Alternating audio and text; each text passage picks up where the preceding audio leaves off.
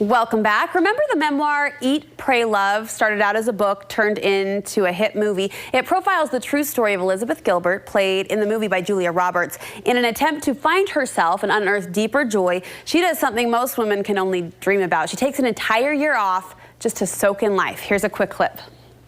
You want to go away for a year? I used to have this appetite for my life, and it is just gone. I want to go someplace where I can marvel at something. I'm going to Italy, and then I'm going to India, and I'm going to end the year in Bali. I'm having a relationship with my pizza. This is my no-carb left-behind experiment. If you could clear out all that space in your mind, you'd have a doorway.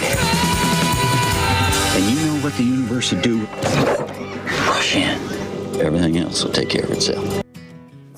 The movie, of course, a few years old, but the message beats on in the hearts of women. That goal to live more passionately, presently, and purposefully. Studio 5 contributor and founder of the program Back to Basics, Connie Sokol, says it is an attainable goal. Not many women can, or I think at the end of the day would want to disappear for a whole year. I don't know. Depends on the day, maybe. Depends on the day, I was going to say. But these daily escapes, these daily goals to dive in a little deeper and marvel. I love that word. Yes, I love that word too. And I love that feeling of not waiting until someday to feel joyful and passionate about your life, but to do it right now in the daily doings of your life. Let's start with that word passion. How can we live more passionately in the day-to-day?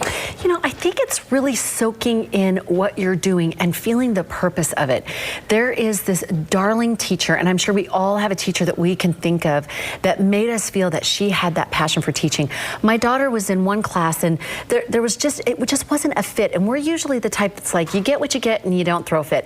But there was some different situations, and we said, okay, we'll just move her into this other one just this one time. And this Mrs. Ship, I love her, love you.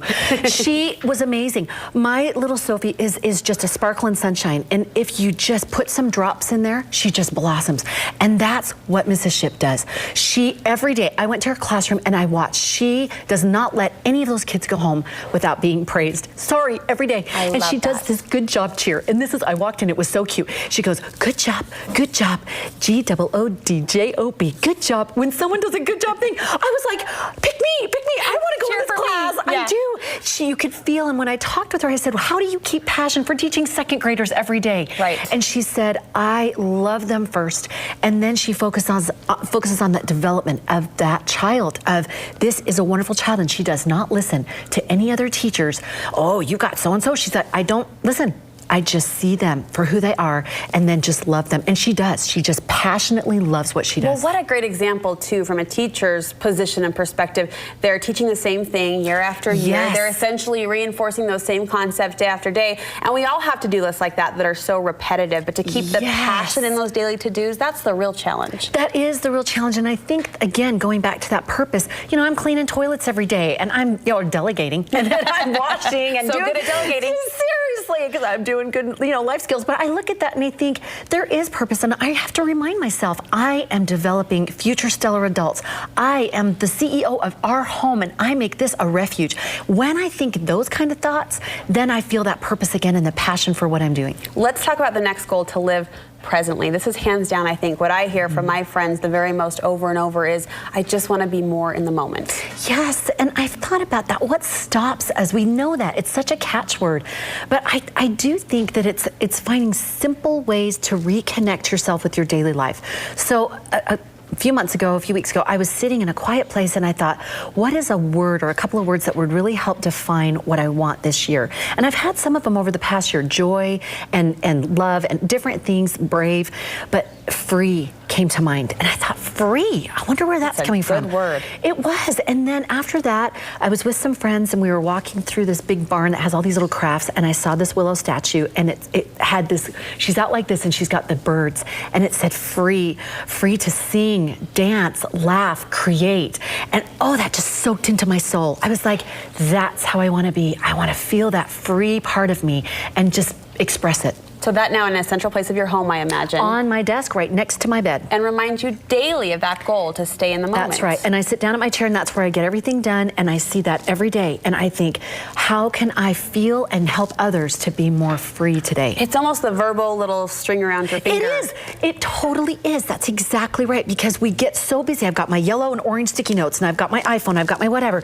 But that is that real visual reminder of that's what I want right now. What a great goal and challenge for women to choose a word or a phrase that is their trigger that puts them back into the scene. And even add a song. I do that song Happy from BYU Vocal Point, and then Brave from that movie. And when I put those on, again, it reminds me, keep doing those things, and it layered in that meaning. Love it. Let's move to living purposefully. How can we live with a greater purpose? That's a big goal. It is a big goal, and I think sometimes when we take it too big, then we just feel like I'm just going to go back to my mundane to-dos because it's too big. No. Yeah, exactly, to delegating. That's exactly how we can feel, but instead we can start small. And I had such an experience with this Monday. Monday was gross. It was blizzardy here. I don't know what it's like where you are. It was horrible. And it was that sleety, slushy, pioneer feeling as you're walking through. It was miserable. It was miserable. And I had to stop at the junior high and hear sweet Christine. Christine, we love you. And she is the secretary, but she is like a personal therapist. And here we are, this line of moms, and she's just helping us with everything and telling us we look great and you're wonderful. Just brightened the day and said, you have a good day. And then I went to the grocery store and another person said, you have a good day. And another person said, you have a good day. And then I saw these potted mums, and they were purple and yellow and pink, and they're just big and bushy and just standing there in this aisle. Defying and I thought, everything that's happening outside. That is exactly how it felt. It was just like, la. And so I got a big house, I got 3 of them, and I thought, I'm going to take these to my neighbors because that will brighten their day. And it was this, and then later my daughter called and said, I need Meter's Run. And I don't usually, but I brought her, and then we had an extra tart, and I thought, I'm going to take it to that Christine gal because she was so darling. The secretary. The secretary at the junior high. And so here it was this full circle, and I thought, the smallest little services. And yet we all came full circle, and I got texts or a call from each one of them saying, thank you so much. No, this is not I'm awesome or anything. This was the power of one little thing, and those people saying, you have a nice day, that triggered me to think, I'm going to have a nice day, and I'm going to get those moms.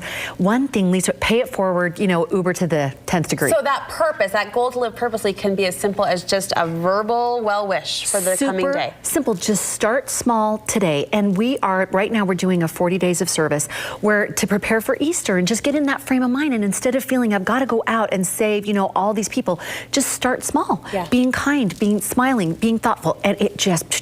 You're inviting women to participate with you in this 40 days of service. Yes, if you'd like, email us, post. We're on our Facebook page, 8 Basics. Come and tell us what service you've experienced, what service someone's done for you. We know you're not bragging, but just that feeling of, hey, this is the service I experienced. And you have a book that will help Christian-oriented women work on these goals from a little bit of a spiritual perspective. Yes, 40 Days with the Savior, and that's what we're hoping for this month, that you can prepare for Easter with this 99-cent ebook just for a few days, just to get a kickoff for you so that you can have that feeling and that preparation. Such great reminders for all of us, Connie. Thank you so much.